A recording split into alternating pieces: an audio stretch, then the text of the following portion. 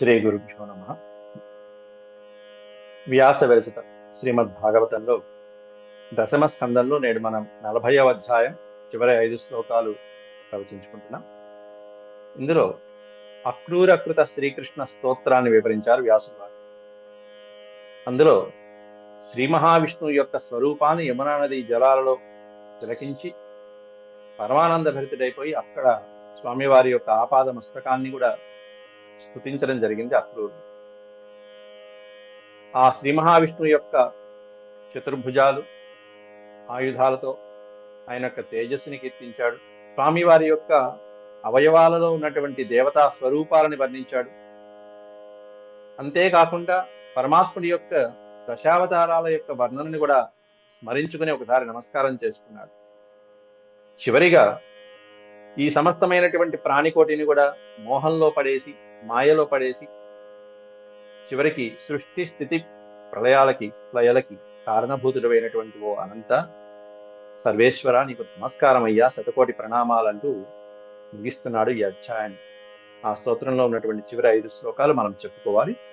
ముందుగా భగవత్స్మరణ చేసుకుని ప్రారంభించుకున్నాం.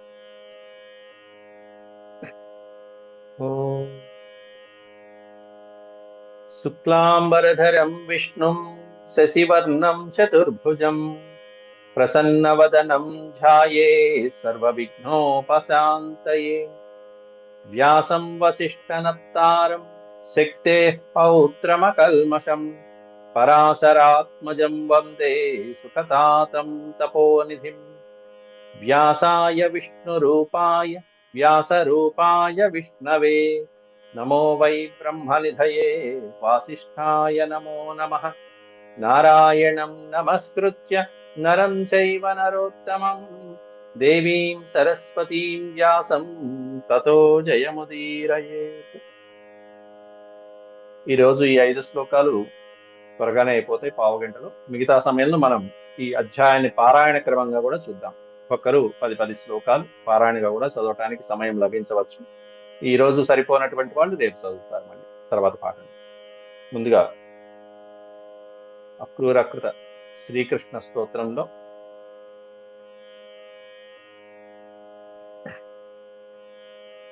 జీవులందరూ కూడా మోహవశులైపోతున్నారు స్వామి అంటూ వర్ణించాడు 23వ శ్లోకంలో.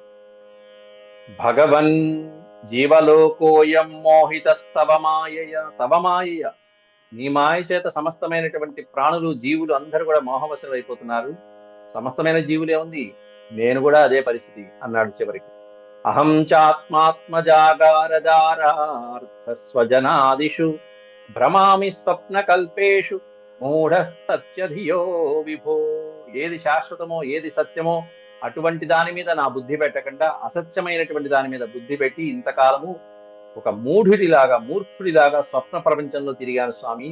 భార్య, పిల్లలు, సంసారము, భవబంధాలు, ధనము, ఇల్లు, కొంప, గోడు ఇవే ముఖ్యమని చెప్పి నేను ఒక మూర్ఖుడిలాగా నేను మాయలో పడి తిరిగాను.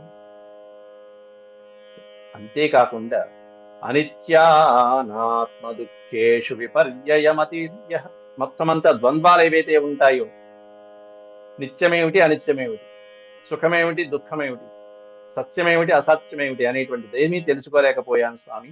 ఈ ద్వంద్వాలను ఏమీ నేను తెలుసుకోలేకపోయాను నా మూర్ఖత్వం వలన. ఎట్లా తెలుసుకోలేకపోయానంటే, యథా బుధో జలం హిత్వా ప్రతిచ్ఛన్నం తదుద్భవైః అభ్యేతి మృగతృష్ణాం వై తద్వత్వాహం పరాంముఖః. యథా, ఇక్కడ యథా ఉదహ అంటే పండితుడు, కానీ మధ్యలో సంధి ఉంది. ఇక్కడ ఈ రెండింటి మధ్యలో అకారం అనేటువంటిది వస్తుంది విడదీస్తుంటే. పుస్తకంలో అయితే అకార ప్రశ్లేష ఇవ్వాలి, 2 అనే అక్షరం. యథా అబుధః జనః అనేటువంటిది ఇచ్చాడు, పుస్తకంలో ఇచ్చాడు. అబుధః అంటే బుధులు కాని వాడు, పండితులు కానటువంటి వాడు. పండితులు కానటువంటి వాడు మూర్ఖుడు, అల్పబుద్ధి కలిగినటువంటి వాడు, అల్ప జ్ఞాని అయినటువంటి వాడు ఏ విధంగా అయితే సంకలో పిల్లాన్ని పెట్టుకుని ఊరంతా వెతికినట్టుగా, ఎదురుకుండా చక్కగా తాగడానికి మంచి నీటి జలాశయాన్ని పెట్టుకుని ఎండమావులకై మృగతృష్ణలకై పరుగు పెట్టినట్టుగా అలా ఉంది నా పరిస్థితి అని చెప్పి అక్రూరుడు ఈ శ్లోకంలో వేడుకుంటున్నాడు. అబుధః జనః, మూర్ఖులైనటువంటి వాళ్ళు జలం హిత్వా, పక్కనే ఉన్నటువంటి చక్కటి మంచినీటి సరోవరాన్ని వదిలిపెట్టేసి, ఎందుకని వదిలిపెట్టారట? ప్రతిచ్ఛన్నం తదుద్భవై. తదుద్భవై అంటే ఆ జలాశయంలో పెరిగినటువంటి ఉద్భవించినటువంటి గడ్డి మొదలైనటువంటి వాటితో, తామర మొదలైనటువంటి వాటితో పచ్చగా మొత్తం అంతా ఆ నీరంతా కూడా ప్రతిచ్ఛన్నం కప్పివేయబడగా నాచు, గడ్డి, గ్యాలము ఈ మొదలైనటువంటి వాటితో ఆ నీరంతా, కొలనంతా కూడా నీరు కప్పివేయబడగా అటువంటి చక్కటి తాగే నీటిని వదిలిపెట్టి అభ్యేతి మృగతృష్ణాంబై. మృగతృష్ణ అంటే ఎండమావులు. ఏదో సూర్యరశ్మి పడి తల మెరిసిపోతూ ఉంటే దూరం నుంచి ఆ ఎడారిలో, ఆ ఎడారి ఇసుక భూముల్లో ఆ చూసినటువంటి ఆ సూర్యుని యొక్క తేజస్సు పడేటప్పటికి దాని మీద అక్కడేదో నీరు ఉంది, జలాశయం ఉందని చెప్పి దగ్గరికి వెళ్ళి చూసేటప్పటికి అది చివరికి జలాశయం కాదు అనేటువంటి భావన తెలిసిపోయి, అయ్యో ఇంత దూరం వచ్చానే, శ్రమ పడ్డానే, చివరికి నీరు లేదే, దక్కలేదే అనుకుని ఏ విధంగా అయితే మూర్ఖుడైనటువంటి వాడు బాధపడతాడు, అట్లా ఉంది నా పరిస్థితి. అయితే ఇక్కడ నీటిపైన కప్పబడినటువంటి ప్రతిచ్ఛన్నం తదుద్భవై అనే పదం పెట్టారు. ఏమిటి అంటే ఇదే మాయ, ఇదే సంసారం. మూర్ఖుడికి ఉండేటువంటి బంధాలు ఏవైతే ఉంటాయో అవి స్వచ్ఛమైనటువంటి, శాశ్వతమైనటువంటి మంచి నీటి మీద భగవంతుని తెలుసుకోవడానికి జ్ఞానం అనేటువంటి నీటి ఏదైతే ఉంటుందో ఆ జలాలను తెలుసుకోకుండా అడ్డు వచ్చేటువంటి పొరలు ఇవన్నీ కూడా, అవన్నీ కప్పబడిపోతూ ఉంటాయి. వీటితో మన బుద్ధి అంతా ఆవహించబడిపోయి ఉంటుంది. అలా బుద్ధి అనేక రకాలైనటువంటి మాయలలో ఆవహించబడినప్పుడు పక్కన ఉన్నటువంటి జలం, తీయదనాన్ని ఇచ్చేటువంటి అమృత జలాలు మనకు కనిపించవు. అమృతప్రాయమైనటువంటి పరమాత్మను మనకి గోచరించకుండా దాన్ని, ఆ సాధనలో మనం పరమాత్ముని పొందకుండా మృగతృష్ణలకై వెంటాడుతూ ఉంటాం. ఇంకా ఏం చేయాలి, ఇంకా సాధనకి ఏం చేయాలి? పక్కనే ఉన్నాడు గురువు, ఎక్కడో లేడు, మనలోనే ఉన్నాడు. అంతర్యామిగా ఉన్నటువంటి పరబ్రహ్మని తెలుసుకునేటువంటి సాధనాలు ఎన్నో ఉన్నాయి. కాబట్టి దీనికి ఏం చేయాలి? ఇదిగో ఈ ప్రతిచ్ఛన్నమైనటువంటి గడ్డి, గ్యాలము మొదలైనటువంటివన్నీ తొలగించుకుంటే చెరువు శుభ్రం అవుతుంది. జలాలు ఉద్భవించినటువంటి జలాలు, స్వచ్ఛమైనటువంటి జలాలు మనకు అందుతాయి. ఆ ప్రతిచ్ఛన్నమైనటువంటి వాటిని తొలగించాలంటే మన బుద్ధిని చక్కగా భగవంతుని మీదే నిలుపుకుంటూ అనుక్షణం ఉండాలి. అంతేకాకుండా తర్వాత శ్లోకంలో నా వల్ల కావట్లేదు స్వామి అంటున్నాడు. ఇంద్రియాలను నిగ్రహించడం నా వల్ల కావట్లేదని చెప్పేస్తున్నాడు అక్రూరుడు. మనకి ఏ సందేహాలు అయితే వస్తున్నాయో అవే అక్రూరుడు చెప్తున్నాడు. నోత్సహే అహం మనః రోద్ధుం, ఈ 3 పదాలు ఈ శ్లోకంలో అతి ముఖ్యమైనటువంటి పదాలు. మనస్సుని రోద్ధుం, నిగ్రహించటానికి నా ఉత్సహే అహం, నేను అశక్తున్నైపోతున్నాను స్వామి అన్నాడు. అంతే, నా మనసుని నేను నిగ్రహించలేకపోతున్నాను. ఇన్నాళ్ళు చేసింది అదే పాపం. ఆ మనసుని నిగ్రహించలేకపోయాడు. ఇల్లు వాకిలి అని చెప్పి మధురలోనే కూర్చున్నాడు. అట్లాంటి ఈ మనసుని నేను నిగ్రహించలేకపోతున్నాను. ఎందుకనంటే కారణం ఏమిటంటే పక్కనే ఇచ్చాడు, కృపణధీహి కామకర్మహతం. కృపణము అంటే విషయవాంఛలకి లోనైపోయినటువంటి, బానిసైపోయినటువంటి వాడి యొక్క బుద్ధి కృపణ బుద్ధి. ధీ అంటే బుద్ధి. ఎటువంటి బుద్ధి? నా బుద్ధి కృపణధీహి. విషయవాసనల మీద అలా సులభంగా మరలి వెళ్ళేటువంటి బుద్ధి నా బుద్ధి. ఇంద్రియాలకు వశమైపోయి ఇంద్రియ విషయాల పట్ల లోనైపోయేటువంటి కామకర్మహతం. ఇంద్రియాల కోరికలు అని చెప్పి, కర్మకాండలని చెప్పి, వాటి కోసం అని చెప్పి పరిగెత్తేటువంటి నా యొక్క ఈ మనస్సుని రోద్ధుం నోత్సహే అహం, నిగ్రహించడం నా వల్ల కావట్లేదు స్వామి. ఎందుకని మనస్సు నిగ్రహించుకోలేము? ఎందుకంటే మనకి మనస్సు, ఈ పంచేంద్రియాలు ఏ విధమైనటువంటి విషయాసక్తులను పరిగెడుతూ ఉంటాయో మనస్సు అలా పరిగెడుతూ ఉంటుంది. ప్రమాదిభిశ్చైక్షయత్ క్రియమాణం ఇతస్తతః. ఇతస్తతః అంటే అటు ఇటు లాగబడుతూ ఉంటాయి ఈ ఇంద్రియాలని. హ్రియమాణ అంటే లాగబట్ట. మన ఇంద్రియాలు అనేటువంటి లాగబడుతూ ఉంటాయి విషయ వాసనలకి, విషయ సుఖాల పట్ల. కళ్ళున్నాయి, చెవులున్నాయి, నోరు ఉంది, ఇవన్నీ కూడా కాసేపు వేరే ఏదైనా, కాసేపు ఫోన్లో ఇంకేమైనా చూద్దామా, లేకపోతే బయటికి వెళ్ళి కాసేపు సరదాగా తిరిగొద్దామా, మాటలు, సరదాలు, కబుర్లు, వీటితో భగవంతుడికి భిన్నమైనటువంటి వ్యామోహాల పట్ల విషయాసక్తుడైపోతూ ఉంటాడు మానవుడు. అది హ్రియమాణ అంటే లాగబడటం. ఏమి లాగబడుతున్నాయంటే ప్రమాదివిశ్చ చక్షైర్ హ్రియమాణ. ప్రమాదకరమైనటువంటి చక్షువులు మొదలైనటువంటి ఈ ఇంద్రియాలు, పంచేంద్రియాలు ఇంద్రియ సుఖాల పట్ల అటు ఇటు లాగబడుతూ ఉంటాయి. నిన్ను తీసుకువెళ్తూ ఉంటే ఆ ఇంద్రియాల్ని జయించలేవు, ఈ మనస్సుని నువ్వు నిగ్రహించలేవు. అట్లా ఉన్నటువంటి నా పరిస్థితిని నేను నిగ్రహించలేకపోతున్నాను స్వామి, అశక్తున్నైపోతున్నాను స్వామి అని చెప్పి అంటున్నాడు. ఇది అందరికీ వచ్చేటువంటి సమస్య. మనం ఏదన్నా నిగ్రహించుకోవడం కూడా, ఇంద్రియాలను నిగ్రహించుకోవడం ఎంతో కష్టం. ఒకటే సులభమైనటువంటి మార్గం ఏమంటే చేతనైనంత వరకు సత్సాంగత్యము, చేతనైనంత వరకు భగవంతుడికి సంబంధించినటువంటి పఠన శ్రవణాదులలో ఉండటమే. అంతకు మించిన వేరే మార్గం ఏమీ లేదు. వేరే మార్గం మనం ఏమి చేయలేము కూడా, అంతకు మించిన మార్గం. మనం ఏదైనా పూజ చేసుకుంటుంటే మన చుట్టూతో ఇంట్లో ఉన్నటువంటి వాళ్ళందరూ ఏం చేస్తున్నారో, బెల్లు కొట్టారు, ఎవరో బెల్లు కొట్టారని చెప్పి చెవులు వాటి మీదే వెళ్తాయి. పూజ చేసుకుంటే ఎదురుకుండా దేవుడు కూర్చున్నాడు ఒక పక్కన, ఈ చెవులు ఏమన్నా, ఇంద్రియాలు ఏమన్నా ఎవరో బెల్లు కొట్టారు అని ఆతృత, ఎవరు వచ్చారో మనసు దాని మీద వెళ్ళిపోతూ ఉంటుంది. ఇంట్లో వాళ్ళ మీద వెళ్ళిపోతుంటుంది. ఒకసారి చూస్తూ ఉంటారు, ఎదురుకుండా ఆవిడేం చేస్తుందో, ఏం వంట చేస్తుందో, ఆవిడేం చేస్తుందో, ఈ దృష్టి అంతా వాటి మీదే వెళ్ళిపోతూ ఉంటుంది. పోని కళ్ళు అంటే మూసుకుంటాం, కళ్ళు మూసుకుని ధ్యానంలో కనీసం 10 నిమిషాలు కూర్చోగలం. చెవులు ఎట్లా మూసుకుంటారండి? తప్పులు వస్తూనే ఉంటాయి కదా, వినిపిస్తున్నాయంటే కళ్ళు అంటే మూసుకుని కూర్చుంటాం, ఎటు డైవర్ట్ అవ్వకుండా కూర్చుంటాం. మన చెవులు, మనస్సు ఎలా మూసుకుంటాం వీటిని? కాబట్టి కొన్ని ఇంద్రియాలని మనం కళ్ళంటే మూసుకోగలం, చెవులు మూసుకొని కూర్చోలేము, మనసుని అట్లా మూసుకుని కూర్చోలేము. కాబట్టి ఏం చేయాలంటే సాధన అంతా కూడా అలా నిగ్రహించుకోవడం ఒక సాధనే. మనమంటే మానవ మాత్రమే కాబట్టి యోగ సాధకులైనటువంటి వాళ్ళు వీటిని నిజంగానే బహిర్దృష్టి కాకుండా అంతర్దృష్టికి పంపిస్తారు. అంతర్దృష్టికి యోగులైనటువంటి తాడేపల్లి రాఘవనారాయణ శాస్త్రి గారు మొదలైనటువంటి వాళ్ళు చేసే పని అదే.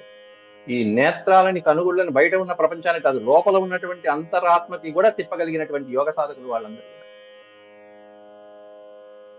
లోపల ఉన్నటువంటి శబ్దాలను కూడా వినగలిగినటువంటి కర్ణేంద్రియాలు. అయితే దానికి ఒకటే రెమెడీ, ఇందాక మనం చెప్పుకున్నదే.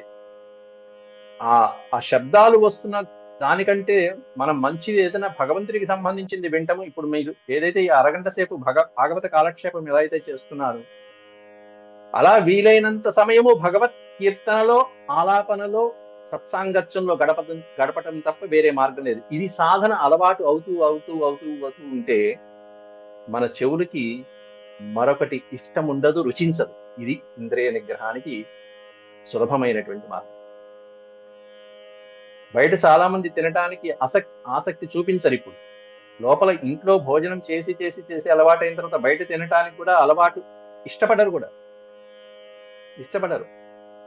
అట్లా మనం నిగ్రహించుకోవటం, ఎంతోసేపు భగవంతుడి యొక్క సాంగత్యంలోనే గడపడం. ఇది ఇక్కడ అక్రూరుడు కూడా అట్లా నా మనసును నేను నిగ్రహించలేకపోతున్నాను, అట్లాంటి నేను నీ యొక్క పాదాలని శరణ వేడుతున్నాను స్వామి అంటూ చివరికి శరణ వేడుతున్నాడు. ఎట్లాంటి శరణ వేడు అంటే, నీ యందు బుద్ధి ఎప్పుడు మానవులకి, సాధకులకి కలుగుతుంది అనేటువంటిది ఈ శ్లోకంలో చెప్తున్నాడు. భగవంతుడి మీద బుద్ధి ఎప్పుడు కలుగుతుంది? ఆయన అనుగ్రహిస్తే కలుగుతుంది. ఒకటి, ఆయనే అనుగ్రహించాలి, ఆయన అనుగ్రహిస్తేనే కలుగుతుంది. ఈ శ్లోకంలో ఆ సందర్భం చెప్తున్నాడు. సోహం తవాంఘ్ర్యుపగతోస్మ్యసతాం దురాపం తచ్చాప్యహం భవదనుగ్రహ ఈశమన్యే పుంసో భవేద్యర్హి సంసరణాపవర్గః త్వయ్యబ్జనాభ సదుపాసనయా మతి స్యాత్. త్వయ్యబ్జనాభ సదుపాసనయా మతి స్యాత్. సోహం తవాంఘ్ర్యుపగతోస్మ్యసతాం దురాపం.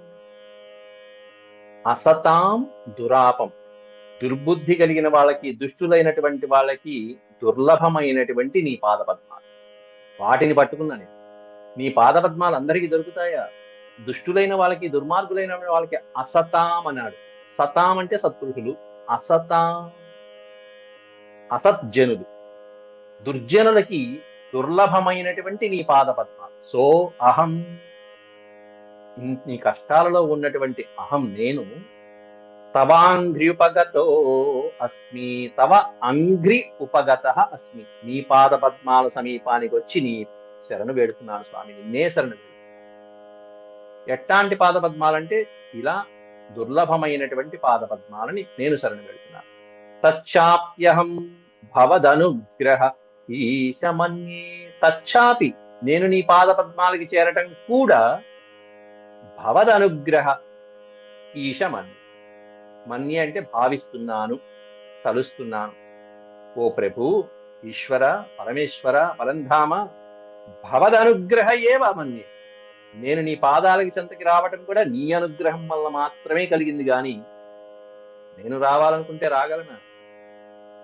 నీ గ్రీన్ సిగ్నల్ ఉండాల్సిందే, నువ్వు అనుగ్రహిస్తేనే రావటం నీ చెంతకి. పుంసో భవేద్యర్హి సంసరణాపవర్గ, అయితే దానికి ఒక క్వాలిఫికేషన్ చెప్తున్నాడు. భగవంతుడి మీద ఆసక్తి ఎప్పుడు కలుగుతుంది? ఇందాక మనం చెప్పుకున్నటువంటి పాయింట్ లాంటిదే చెప్పాడు.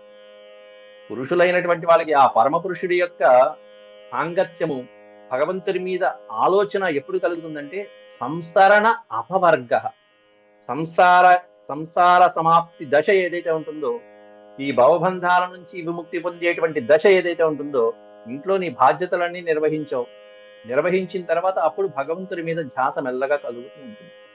ఇటు పక్కన అంతా అమ్మయ్య నా బాధ్యతలు అయిపోయినాయి, కుటుంబాన్ని వంశాభివృద్ధి అయిపోయింది, పిల్లలు వాళ్ళ చదువులు వాళ్ళు చూసుకున్నారు, వాళ్ళ ఉద్యోగాలు, ఇక మనం ఇద్దరం ఏం చేయాలంటే కాలక్షేపం ఏంటి భగవంతుడు, అంతే. ఆ భగవంతుడికి ఇది సంసరణ అపవర్గ అంటే సంసార బంధాల నుంచి దూరంగా వచ్చేసిన సందర్భంలో అప్పుడు భగవంతుడి యొక్క అనుగ్రహం లభిస్తుంది త్వరగా. కానీ ఇది ఎప్పుడు ఎవరికి ఏ దశలో కలుగుతుందో చెప్పలేం. గోపికలకి చూడండి, చిన్న వయసులోనే కలిగింది గోపికలందరికీ కూడా. వాళ్ళందరూ కూడా భవబంధాలన్నీ వదిలేసుకుని, ఎందుకంటే పరమాత్మని చూసి ఆయన లీలని స్వయంగా చూశారు కాబట్టి, ప్రత్యక్షంగా చూసి అనుభవించారు కాబట్టి, వాళ్ళు ఈయనే కావాలి, మాకు ఇంకెవరు అక్కర్లేదని తెలుసుకున్నటువంటి వాళ్ళు, జ్ఞానులైనటువంటి వాళ్ళు. అది పూర్వజన్మ సంస్కారం కూడా ఉంది వాళ్ళు. కాబట్టి సంసరణాపవర్గ, సంసార భవబంధాల నుండి ఆ విముక్తి కలిగే దశ ఏదైతే ఉంటుందో, ఆ సమాప్తి దశ, ఆ దశలో భవేత్, అప్పుడు కలుగుతుంది వాళ్ళకి. త్వయ్యబ్జనాభ సదుపాసనయా మతి స్యాత్, అబ్జనాభ, త్వయి ప్లస్ అబ్జనాభ, అబ్జనాభ అంటే పద్మనాభ అని, పద్మము నాభియందు కలిగినటువంటి ఓ స్వామి మహావిష్ణు, అటువంటి లీలలన్నీ కూడా స్వామి చూపించేటువంటివన్నీ కూడా సాంసారికమైనటువంటి ఈ భవబంధాల నుండి బయటపడేటువంటి సమయంలో, అప్పుడు ఆసన్నమయ్యేటువంటి పరమపురుషుని యొక్క చిత్తవృత్తి, అప్పుడు అంటే సాధకుడి యొక్క బుద్ధి ఎప్పుడు కూడా అప్పుడు ఆ సమయంలో నీ ఉపాసన వైపు దృష్టి మరలుతూ ఉంటుంది స్వామి. అది కూడా ఎట్లా అంటే సత్ ఉపాసనయ అనే పదం పెట్టాడు అక్కడ. సత్ ఉపాసనయ అనే పదానికి అర్థం రెండు అర్థాలు. సజ్జనుల్ని సేవించడం వలన అని అర్థం. సత్ అంటే మంచి, సజ్జనులు, సత్పురుషులైనటువంటి వాళ్ళు, గురువులైనటువంటి వాళ్ళని భగవంతుని ఉపాసిస్తూ ఉండటం వలన ఒకటి, సదుపాసనయ భగవంతుణ్ణి స్వచ్ఛంగా సేవ చేస్తూ ఉండటం వలన రెండోది. సదుపాసన అంటే నిత్యము నిరంతరము ఆ భగవంతుడి యొక్క చింతనలోనే గడుపుతూ కాలక్షేపం చేయడం సదుపాసన. అటువంటి సదుపాసన మీద మతి స్యాత్, బుద్ధి ఎప్పుడు కలుగుతుందంటే, ఇదిగో ఒకటి నీ అనుగ్రహం ఉండాలి, రెండోది ఇదిగో వీటినన్నింటినీ దూరం చేసుకోవాలి. ఈ రెండు జరిగినప్పుడు భగవంతుడి పాద పద్మాలకి మనం దగ్గరవుతాం. ఇట్లా ఎప్పుడు సదుపాసనతో ఉంటూ మన సంసార భవబంధాల నుండి టచ్మీనాటుగా ఉండటమే, అంతే. అంటనట్టు తామరాకు మీద నీటి బొట్టులాగా వ్యవహరిస్తూ ఉంటే భగవంతుడికి దగ్గర అవుతూ ఉంటాం, భగవంతుడి అనుగ్రహం మనకి త్వరగా ప్రాప్తిస్తూ ఉంటుంది. నమో విజ్ఞానమాత్రాయ సర్వ ప్రత్యయ హేతవే పురుషేశ ప్రధానాయ, పురుషేశ, ఈ శ అనే అక్షరం బదులు పురుషేషు అని కూడా పెట్టుకోవచ్చు. పురుషేషు ప్రధానాయ అనొచ్చు, పురుషేశ ప్రధానాయ, రెండు బాగుంటాయి. బ్రహ్మణే అనంత శక్తయే, బ్రహ్మణే అనంత శక్తయే, పరబ్రహ్మని వేడుకుంటున్నాడు ఇక్కడ అక్రూరుడు. ఆ విష్ణుమూర్తిని పరబ్రహ్మగా చెప్తున్నాడు. నమో విజ్ఞానమాత్రాయ, విజ్ఞాన స్వరూపుడైనటువంటి స్వామికి నమః, నమస్కారం. సర్వ ప్రత్యయ హేతవే అన్నాడు. ఏమిటి ప్రత్యయం అంటే సమస్తమైనటువంటి ప్రత్యయాలు ఏవైతే ఉంటాయో ప్రకృతి వలన కలిగినటువంటివి ఏవైతే ఉంటాయో వాటన్నిటికీ హేతవే. హేతు అంటే కారణభూతుడు. మనం చెప్పుకున్నటువంటి పంచ జ్ఞానేంద్రియ కర్మేంద్రియాలు మనో బుద్ధి చిత్త అహంకారాలు ఏవైతే ఉంటాయో వాటన్నిటికీ కూడా కారణభూతుడు అయినటువంటి నీకు నమః, నమస్కారం స్వామి. పురుషేశ. పురుషేశ అంటే పురుషులలో ఈశుడు, పురుషులకి ప్రభువు అయినటువంటి వాడు అన్నాడు. అట్లాంటి ప్రభువు కూడా ప్రధానమైనటువంటి వాడు. పురుషేశ ప్రధానాయ. లేకపోతే ఇక్కడ షా అని అక్షరం పెట్టుకుంటే పురుషేషు అని పెట్టుకుంటే పురుషులలో ప్రధానమైనటువంటి పరమ పురుషుడు అన్నాడు. ఈశ అంటేనేమన్నా ప్రభువు, పురుషేషు అంటేనేమన్నా పురుషులలో పరమ పురుషుడైనటువంటి ఓ స్వామి. బ్రహ్మణే అనంత శక్తయే. అనంతమైనటువంటి శక్తి స్వరూపుడమైనటువంటి నీకు, పరబ్రహ్మమైనటువంటి నీకు నమస్కారం స్వామి అని చెప్తున్నాడు అక్కడ. ఎట్లాంటి అనంతములు ఆ శక్తి అంటే పోని చెప్పడానికి ఏమన్నా మనకి సాధ్యమా అంటే ఆ స్వామి యొక్క దివ్య నామాలు గాని, దివ్య లీలలు గాని, దివ్య గుణాలు గాని, ఆ వాత్సల్య సౌశల్య మొదలైనటువంటి గుణాదులన్నీ కూడా అనంతమైనటువంటి అట్లాంటి అనంతమైనటువంటి శక్తి స్వరూపుడైనటువంటి పరబ్రహ్మైన నీకు నమస్కారం స్వామి అంటూ నమస్తే వాసుదేవాయ సర్వభూతక్షయాయ చ ఋషికేశ నమస్తుభ్యం ప్రపన్నం పాహి మాం ప్రభో. నమస్తే వాసుదేవాయ. హే వాసుదేవాయ. సర్వము వ్యాపించి ఉండేటువంటి దేవుడు వాసుదేవుడు, సమస్తము వ్యాపించి ఉండేటువంటి అట్లాంటి వాసుదేవుడికి నమస్కారం. సర్వభూత క్షయాయ చ. క్షయాయ అంటే క్షయము అంటే నాశనం, అంటే సృష్టి స్థితి లయలకు కారణభూతుడైనటువంటి వాడు, సమస్తమైనటువంటి భూతములకి కారణభూతుడైనటువంటి వాడు. సమస్త ప్రాణుల్ని సృష్టించేది ఆయనే, రక్షించేది ఆయనే, లయం చేసేది ఆయన. అట్లాంటి స్వామికి నమస్కారం. ఋషికేశ నమస్తుభ్యం. హే ఋషికేశ, కృష్ణ పరమాత్మ నీకు నమస్కారం స్వామి. ప్రపన్నం పాహి మాం ప్రభో. పాహి అంటే రక్షించు అని. శరణు వేడుతున్నప్పుడు మనం పాహి పాహి రక్షించు అని. ప్రపన్నం పాహి మాం ప్రభో. వేడుకుంటున్నాను, నన్ను నీవే రక్షించాలి స్వామి అంటూ నీకు శతకోటి వందనాలు అంటూ నమస్కారం చేసుకుంటూ శరణు వేడుతున్నాడు అక్కడ క్రూరుడు. ఇంతకాలము కూడా ఈ సంసార తాపత్రయాలలో, జంఝాటాలలో భగవంతుణ్ణి, ఏ భగవంతుణ్ణి అయితే దూరం చేసుకున్నాడో ఆ భగవంతుణ్ణి పాదపద్మాలు పట్టుకోవటమే కాకుండా, ఆ భగవంతుడితో ప్రయాణం చేయటమే కాకుండా, సమస్తమైనటువంటి విశ్వరూపాన్ని కూడా నీటిలో దర్శించుకుని చివరికి ఆ స్తోత్రం చేసి, అక్రూరుడు అద్భుతమైనటువంటి స్తోత్రాన్ని చేసి కృష్ణ పరమాత్మ కంటే అద్భుతమైనటువంటి అవతారం శ్రీ మహావిష్ణువు యొక్క సామ్రాట్ స్వరూపమైనటువంటి ఆ స్వరూపాన్ని చూసి దర్శించుకున్నటువంటి మహాభక్తుడి యొక్క చరిత్ర అక్రూరుడి యొక్క చరిత్ర. ఆ అక్రూరుడు చేసినటువంటి స్తోత్రం, స్తవం సుప్రసిద్ధమైనటువంటి స్తవం. ఇది శ్రీమద్భాగవతే మహాపురాణే పారమహంస్యాం సంహితాయాం దశమస్కందే పూర్వార్ధే అక్రూరస్తుతిర్నామ 40 సమాప్తః. ఓం శాంతి శాంతి శాంతి. యదక్షరపదభ్రష్టం మాత్రాహీనం చ యద్భవేత్ తత్సర్వం క్షమ్యతాం దేవనారాయణ నమోస్తుతే. సర్వం శ్రీకృష్ణార్పణమస్తు. హరి ఓం. ఇంకొక 10 నిమిషాలు ఉంది. ఎవరైనా ఉన్నవాళ్ళు చదివినా చదవచ్చు, మిగతా వాళ్ళు రేపు చదువుతారు. లేకపోతే రేపు ప్రారంభిద్దామంటే రేపే ప్రారంభిద్దాం. మొత్తం తర్వాత క్లాస్లో చదువుతారు. ఎవరైనా సిద్ధంగా ఉన్న వాళ్ళు ఎవరైనా ఉంటే చదివేసేయండి. అలాగే. అక్రూరుడు శ్రీకృష్ణుని స్తుతించుట. అక్రూర ఉవాచ నతోస్మ్యహం త్వాఖిల హేతుహేతుం నారాయణం పూరుషమాధ్యమవ్యయం యన్నాభిజాతాదరవిందకోశాత్ బ్రహ్మా విరాసీద్యత ఏష లోకః భూస్తోయమగ్నిః పవనః కమాదిః మహానజాతిర్మన ఇంద్రియాణి సర్వేంద్రియార్థా విబుధాశ్చ సర్వే ఏ హేతవస్తే జగతోంగభూతాః నైతే స్వరూపం విదురాత్మనస్తే యజాదయోనాత్మతయా గృహీతాః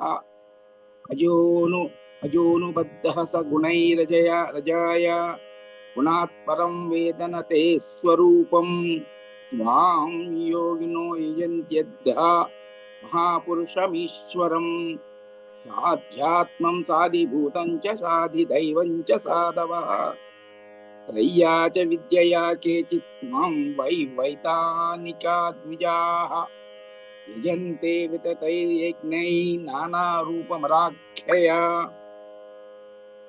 एके त्वाखिलकर्माणि सन्न्यस्योपशमं गताः नायिनो ज्ञानयज्ञेन यजन्ति ज्ञानविग्रहम् अन्ये च संस्कृतात्मनो विधिनाभिहितेन ते यजन्ति त्वन्मयास्त्वां वै बहुमूर्त्येकमूर्तिकम् त्वामेवान्ये शिवोक्तेन मार्गेण शिवरूपिणम् बह्वाचार्य विभेदेन भगवन् समुपासते सर्व एव यजन्ति त्वां सर्वदेव महेश्वरम् येऽप्यन्य देवता भक्ता यद्यप्यन्ये धियः प्रभो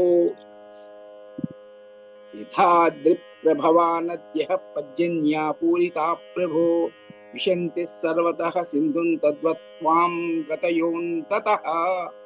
जय జై గురు.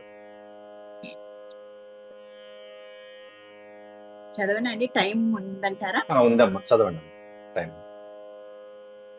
సత్వం రజస్తమ ఇతి భవతః ప్రకృతేర్గుణాః తేషు హి ప్రాకృతః ప్రోతా ఆబ్రహ్మస్థావరాదయః తుభ్యం నమస్తే స్వవిశక్తదృష్టయే సర్వాత్మనే సర్వధియాం చ సాక్షిణే గుణప్రవాహోऽయమవిద్యయా కృతః ప్రవర్తతే దేవనృతిర్యగాత్మసు అగ్నిర్ముఖం తేవ నిరంఘిరీక్షణం సూర్యో నభో నాభిరథో దిశః శృతిః యౌఃకం సురేంద్రాస్తవ బాహవోర్ణవాః కుక్షిర్మరుత్ప్రాణబలం ప్రకల్పితం రోమాణి వృక్షౌషధయః శిరోరుహా మేఘా పరస్యాస్థినఖాని te ద్రయః నిమేషణం రాత్యహని ప్రజాపతిర్మేఢ్రస్తు